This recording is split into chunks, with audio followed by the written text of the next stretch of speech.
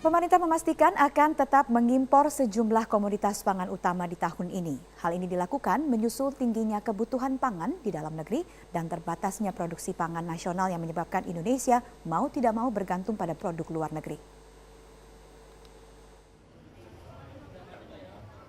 Indonesia sepertinya masih belum bisa lepas dari ketergantungan impor pangan. Tahun ini, Menko Perekonomian Darmin Nasution mengungkapkan sejumlah bahan pokok seperti jagung, beras, sapi, kedelai, dan gula masih harus diimpor. Darmin pun mengakui komoditas yang paling diperhatikan saat ini adalah beras, mengantisipasi dampak El Nino yang menyebabkan pergeseran musim tanam. Ada penundaan musim tanam terakhir yang Oktober, November itu, ya, lebih kurang sebulan atau lebih sedikit dari sebulan.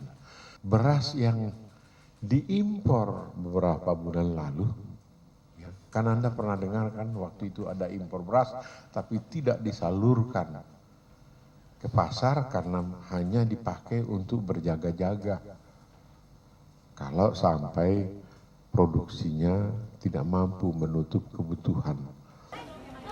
Ekonom Anggito Abimanyu pun setuju dengan keputusan pemerintah untuk membuka keran impor pangan. Namun Anggito juga melihat kualitas serta penanganan produksi dalam negeri masih perlu perbaikan. Perlu menyatakan impor dulu, tetapi pokoknya yang penting adalah dalam situasi di mana beras itu kurang, harus diupayakan. Apakah dengan produksi, apakah dengan intervensi dari Bulog, apakah kita melakukan impor dari luar negeri. Jadi saya kira opsi itu harus dibuka supaya harga beras itu stabil. Menurut Menko Perekonomian Darmin Nasution, diperkirakan pada kuartal 1 2016, pemerintah akan mengimpor 600.000 ton jagung, 238.000 ton daging sapi potong, 600.000 ekor sapi hidup jenis bakalan, dan 2,9 juta ton gula kristal putih.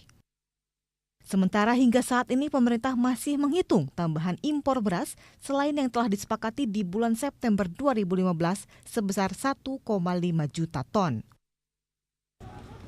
Dari Jakarta, Laraza Anissa, Arif Firmansyah, Metro TV.